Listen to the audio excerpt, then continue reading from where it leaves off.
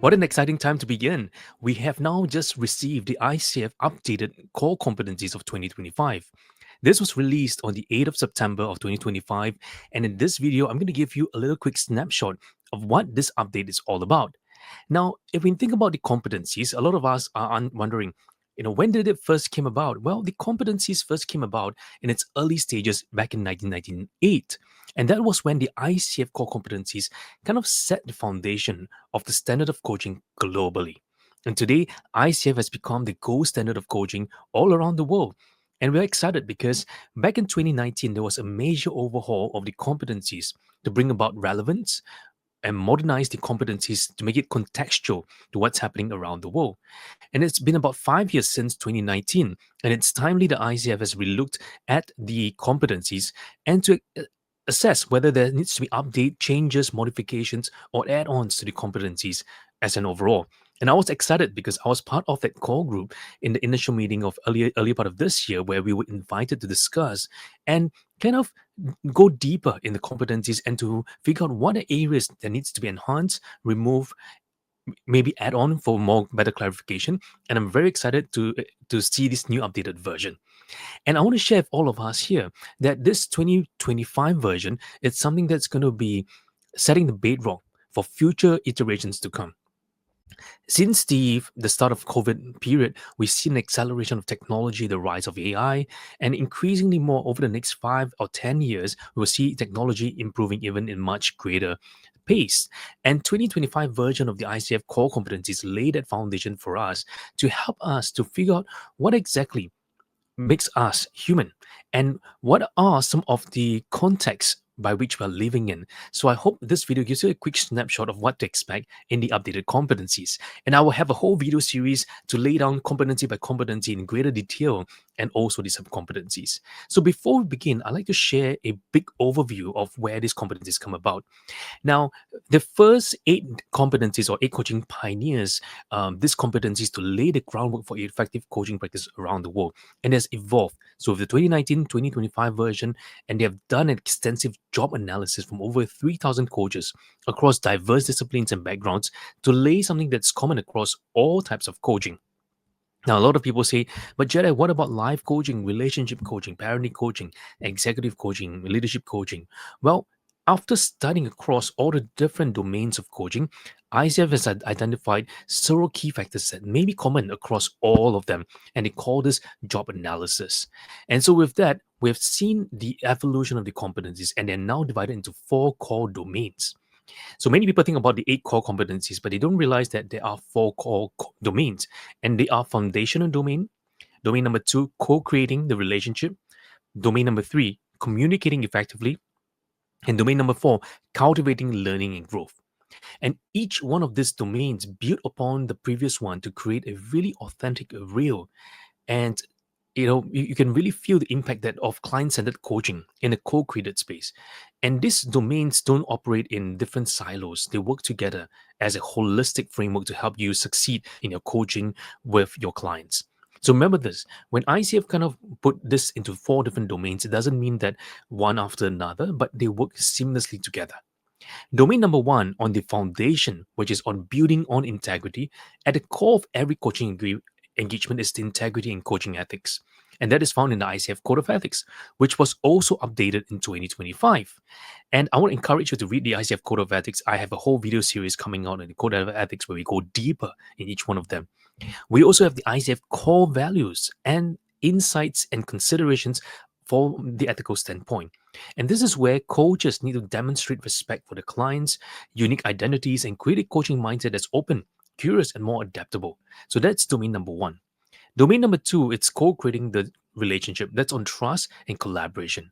This is the place where successful coaching is built upon trust and collaboration. And the spirit of partnership is key here. So when working with clients, we want to work to create safe spaces for them where they feel supported and seen. And through that strong partnerships, we want to go deeper with them. The third domain is about communicating effectively. Active listening and great coaching involves listening deeply, not just at the safest level, not just what is said, but also what is not said, not just to the verbals, but also to the non-verbals. And through active listening, coaches are able to hear the nuances in the coaching engagement. And beyond that, this will help us deepen and evoke awareness, driving coaching process and helping clients gain the clarity that they need. And finally, domain number 4, cultivating learning and growth, transformation through action.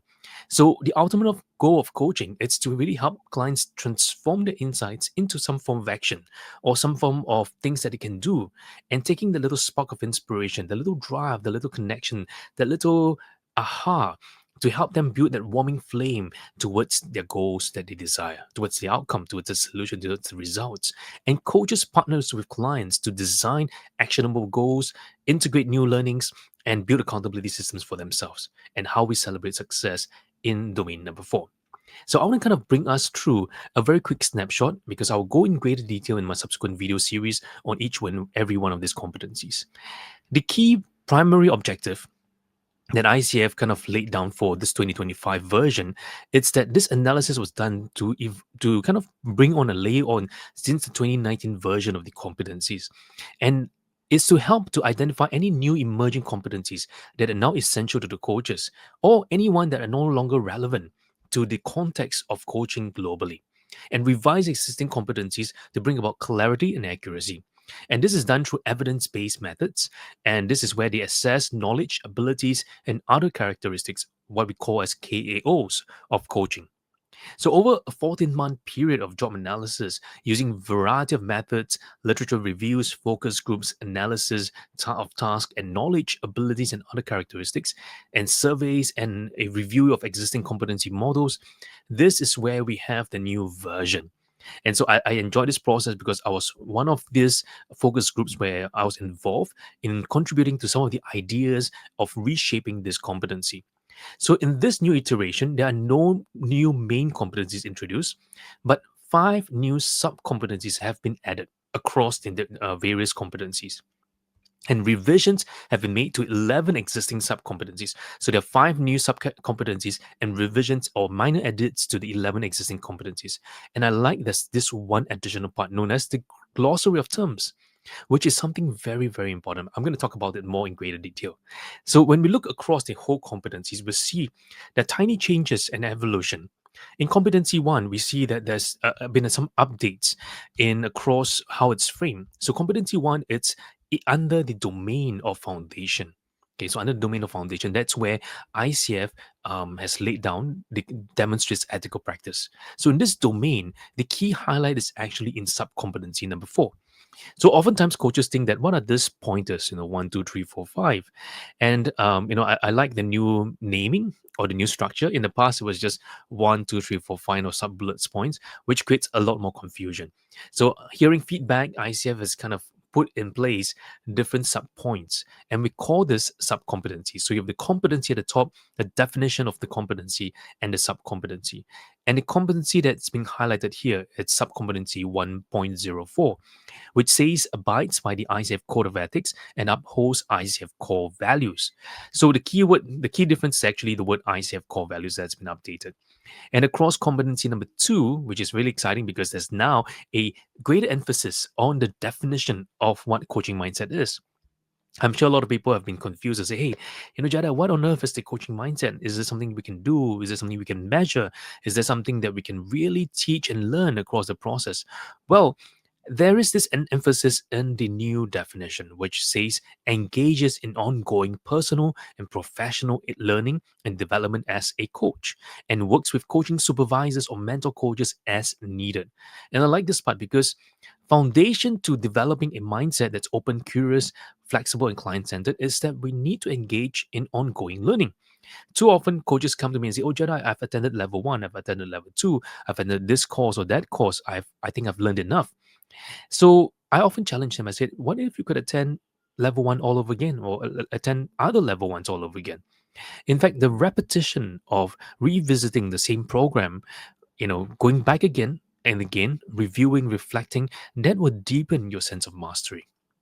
Today, a lot of coaches are looking for the next thing, the next, shiny object, going for more advanced, they want more advanced. But sometimes going back to the basics actually is more important than going for more advanced courses all the time.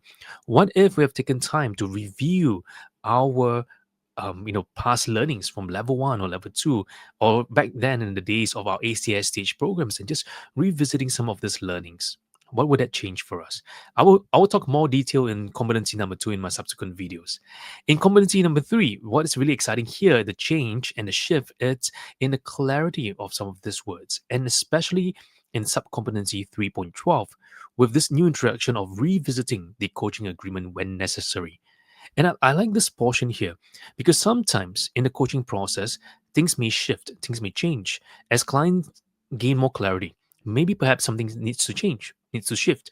And so this introduction is so critical and vital for the coaching process. Now, to enhance it further, in competency number 4, no change has been done. And no change doesn't mean that we just skip through this competency. In fact, one of the most important competency is on trust and safety. Without a safe space, the client, doesn't have that space to really go deep, to be vulnerable, to be authentic, to have that clear conversation that is without pretense. And to me, trust and safety is so critical. And consider this from different perspectives, different cultures, different generations, what it means to build trust. Trust is not a memorized script, it's not a certain model or framework. Everyone kind of build trust in a different way, and our clients receives or kind of experience that trust in a different degree and different manner as well. And trust building, it's often complex, but yet it can be simple. When we say trust building, it's not just saying something to the client, but what are we actively doing through our verbal, non-verbal gestures, our affirmations, our acknowledgement to deepen that sense of trust for the client? So it's not just saying, "Oh, client, you can trust me." It's not just saying, "The client, this is a safe space. You can be free to share anything." It's not just the words articulated. Sometimes when we just say it's a safe space, the client may feel more worried about that space itself. So consider how we express this sense of safety. Now, next, also to consider maintaining presence. What is presence here? Presence, it's about building that presence in that moment with the client, moment by moment shift that we're noticing in the client, to be really fully conscious, to be present. And sometimes I like to introduce this idea of the conscious unconscious, because sometimes in the presenting moment, something emerges. And there's a new introduction here where it says here, remains in sub-competency 5.03, remains aware of what is emerging for self and the client in the present moment. And I love this part because this emergence of awareness, it's critical in our learning of competency number 5. In competency number 6, that's where we begin to realize, hey, listening, it's not just a passive activity, it's an active activity. And a little clarity is sought there about listening as an ongoing process. And that's why you notice the words is communicating. Is communicating means in the process of being active in the listening process, to listen deeper, focus on what the client is saying and is not saying, the entirety of their systems, their context, and how do we support them in the best way for their self-expression. Not every client can articulate their thoughts very clearly. Sometimes it requires us to come in, support them, to help them express freely. So, competency number 6. Competency number 7 on evoking awareness. This portion here, it's, a lot of coaches get confused. They think that coaching is about questions. Coaching is not about questions. Questions are one of the many tools that we use in coaching. There are silence, there's metaphors, there's analogy, there are feedback, there are responses, there are observations, intuition, gut feeling. There's so many things that we can use. So in evoking of awareness, it's to bring to that awareness of the client, not force awareness, and helping client to gain insights and learning through the entire conversation. Now, having gained all those insights and the client is now ready, what happens next? What happens next is that we need to integrate all these learnings and insights into some simple actions the client can take forward. Not mega actions, but actions that the client can feel confident. They can feel committed. They have the willingness to take the next step forward. And I like this portion of competency number 8, where now we have a more refined phrases to express about how we ought to acknowledge the client's progress and success, how we ought to acknowledge the client's learning and growth. It's not about just telling the client, do this or do that, but it's a deepening this whole sense of partnership, facilitating that growth that's sustainable, that creates new habit change. And finally, the last part about how do we close the session. That's something really, really, really beautiful. Now, I like this whole part. The best part for me in the whole update, in terms of my excitement, is in this appendix, the glossary of terms. Far too long, coaches, schools, education centers, communities have differing ideas of what these words mean. And so I think it's useful for us to kind of look at the competencies in the context of these terms, because these are the common terms that we use to represent whatever is been expressed within these competencies from competency 1 to 8. So I would encourage all of us to go through this glossary of terms. I will have a separate video on each one of these terms to go in a deeper manner, to deep dive into each one of this and what it really means for us as coaches, and how do we demonstrate that. So things like accountability. What does it mean by agreements? Is there a difference between agreements and contracting? What about analogy? Is there a difference between analogy and metaphors? What about challenges, right? What about clients? What do we mean by client or client systems?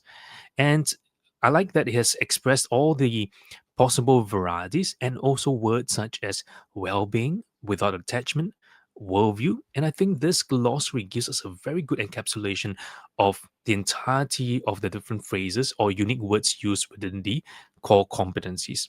This will bring about greater clarity for coach education, mentor coaches, coaches who are undergoing their level 1, level 2, level 3, or portfolio pathway journey, or even ACTC journey as well. And this is something really exciting. So, one thing I enjoy this whole update is I just want to share with you my initial reaction to this core competencies. My initial reaction is that this is a great step forward in the right direction. And I look forward to, presenting more detail with everyone and sharing with all of us greater detail of each one of these competencies and deep diving into all the sub-competencies. And so stay tuned, because I'm going to have some exciting videos coming up, and look forward to joining you and partnering you with deep diving and learning this updated core competencies of 2025.